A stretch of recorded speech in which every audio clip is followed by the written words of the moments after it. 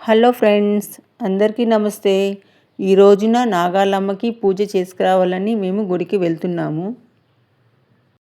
గుడికైతే reach అయిపోయాము. మనము నాగాలమ్మకు పూజ చేయాలంటే ఇంట్లోనే కొన్ని కొన్ని ప్రిపేర్ చేసుకొని రావాలి.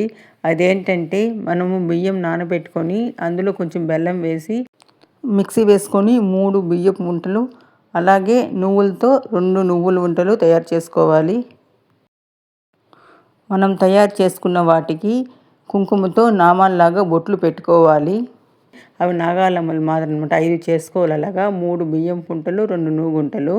తర్వాత వాటికి కూడా పూలు పెట్టి పోగు దారాలు వేసి పత్తిదండ వేసి మనము అలాగే సద్దులు ఉంటాయి కదా, అవి నైట్ అంతా నానబెట్టి అందులో కొంచెం బెల్లం వేసి దేవుడికి ప్రసాదంగా ఇంటి దగ్గర నుంచి మేము ప్రిపేర్ చేసుకొని తీసుకొని వచ్చాము.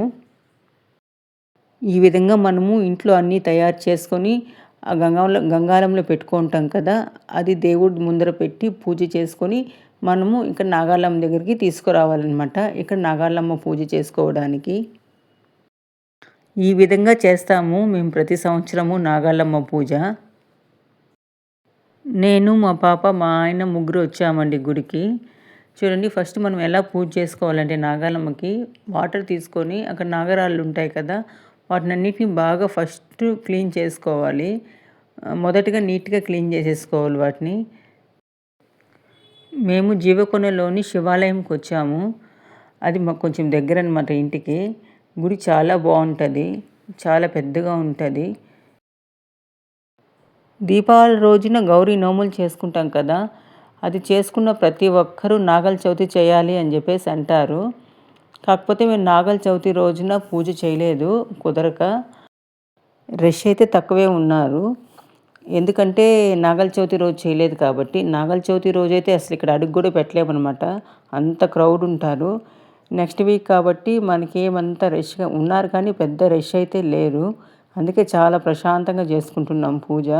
అదే నాగల చవితి రోజు అయితే మాత్రము అసలు అడుగు కూడా పెట్టలేము, చాలా కష్టం అవుతుంది. ఊరికే పూజ చేసామంటే చేసామా అన్నట్లుగా పెట్టేసి వచ్చేసేయాల్సిందే ప్రసాదం అంతా. ఇంత ప్రశాంతంగా అయితే మనం పూజ చేసుకోలేము. జీవకొండ శివాలయము చాలా పురాతనమైనది. మనకు జీవకొండలో శివాలయం కొంచెం పైన ఉంటుంది, అంటే ఒక 30 స్టెప్స్ ఎక్కితే మనకు శివాలయం వచ్చేస్తుంది. ఇప్పుడు మనం నాగాలమ్మకు పూజ చేస్తున్నాం కదా, అదొచ్చి కింద. ఇప్పుడు చూడండి, దేవుడికి వాటర్తో బాగా కడిగేసి పసుపు పూసి బొట్లు పెట్టేశాము. ఇప్పుడు నేను దేవుడికి పాలు పోస్తున్నాను అనమాట. నేను పోసాను, తర్వాత వచ్చి పాపకి ఇచ్చాను. అమ్మాయి పాలు పోస్తుంది. అదే ఈ విధంగా పోయమని చెప్తున్నాను. తర్వాత వాళ్ళ డాడీ పోస్తున్నారు పాలు నాగరాళ్ళకి. ఆ విధంగా మనము పూజ అంతా చేసుకున్న తర్వాత పాలు పోసుకోవాలన్నమాట. అంటే పుట్టుంటే యాక్చువల్గా పుట్లో పాలు పోయాలి, అక్కడ పుట్టు లేదు కాబట్టి మనం నాగరాళ్ళకి పూజ చేసుకుంటున్నాము.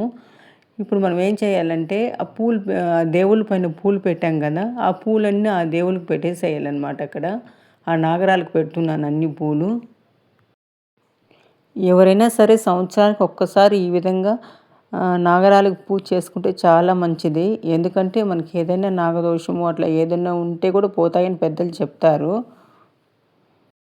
మనం తయారు చేస్తాం కదా దేవుళ్ళు ఇంటి దగ్గర, వాటి మీద మనం పోగుదారాలు వేసుకుంటాం కదా, అవన్నీ ఏం చేస్తామంటే తీసి దేవుడు నాగరాల పైన వేసేస్తామన్నమాట. పత్తిదండ కూడా నాగరాల పైన వేసేస్తాము. అలాగే మనం తెచ్చుకున్న ఆకు, వక్క, అరటి పండ్లు అవన్నీ ఉంటాయి కదా, అవన్నీ కూడా పూజ చేసిన తర్వాత దేవుడి దగ్గర పెట్టేస్తామన్నమాట నైవేద్యంగా. తర్వాత అక్కడ మనము పిండి దీపం పెట్టుకోవాలి. మనం ఇంట్లో నుంచే తయారు చేసుకొచ్చుకున్నాను నేను పిండి దీపము. పిండి దీపం పెట్టుకుంటే చాలా మంచిదని చెప్పారు. అందుకని నేను ఇంట్లోనే ప్రిపేర్ చేసుకొచ్చుకున్నాను పిండి దీపాన్ని. అందులో కొంచెం నెయ్యి వేసి వెలిగించాను. అంటే మామూలు దీపాలైనా పెట్టుకోవచ్చు, మట్టి దీపాలైనా పెట్టుకోవచ్చు. అంటే ఏది పెట్టినా మంచిదే దేవుడికి. భక్తితో మనస్ఫూర్తిగా దేవుడికి మనం ఎలా పూజ చేసినా, ఏ దీపాలు పెట్టినా, ఎలా చేసినా మంచిదేనండి. ఈ శివాలయంలో మనకి ఏదైనా సమస్య ఉన్నా, మనకి ఏదైనా మొక్కున్నా కూడా మన కోరికలు తీరుతాయని చెప్పేసి చాలామంది చెప్తుంటారు. ఇప్పుడు అగరబత్తులతో పూజ చేసేసాను. తర్వాత వచ్చి మనం ఇంటి దగ్గర నుంచి నైవేద్యం అంతా తీసుకొని వస్తాం కదా, దేవుళ్ళు, ఆ సద్దులు అవన్నీ. అవన్నీ దేవుడికి ఒకసారి మనము చూపించాలి. చూపించిన తర్వాత అవన్నీ మనము కొంచెం కొంచెం తుంచి దేవుడికి నైవేద్యంగా పెట్టేసేయాలన్నమాట. ఇప్పుడు వాటినన్నిటిని దేవుడికి నైవేద్యం పెట్టేసాం కదా! తర్వాత వచ్చి మనం ఏం చేయాలంటే కర్పూరం వెలిగించుకోవాలి. కర్పూరం వెలిగించిన తర్వాత మనం కొబ్బరికాయ తీసుకొని వస్తాం కదా! ఆ కొబ్బరికాయని దేవుడి దగ్గర కొట్టాలన్నమాట. ఈ విధంగా మనం తీసుకొని వస్తాం కదా దేవుళ్ళని, వాటిలన్నిటిని కొంచెం కొంచెం తుంచి దేవుడి దగ్గర నైవేద్యంగా మనము సమర్పించుకోవాలి. తర్వాత మిగిలింటుంది కదా, అదంతా కొంచెం భక్తులకు అక్కడ ఉన్న వాళ్ళకి ప్రసాదంగా ఇవ్వాలి. ప్రసాదాన్ని దేవుడి దగ్గర సమర్పించిన తర్వాత కర్పూరం వెలిగించుకొని మనం కొబ్బరికాయని కొట్టి దేవుడి దగ్గర పెట్టుకోవాలి.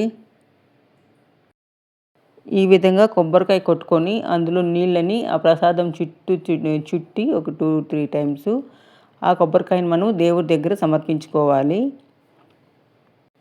ఈ విధంగా చేసిన తర్వాత మనం దేవుడు మొక్కుకొనేసి పూజ అయిన తర్వాత నూలు తీసుకొని ఇట్లా దేవుడి చుట్టూరు 3 చుట్లు చుట్టేస్తాము.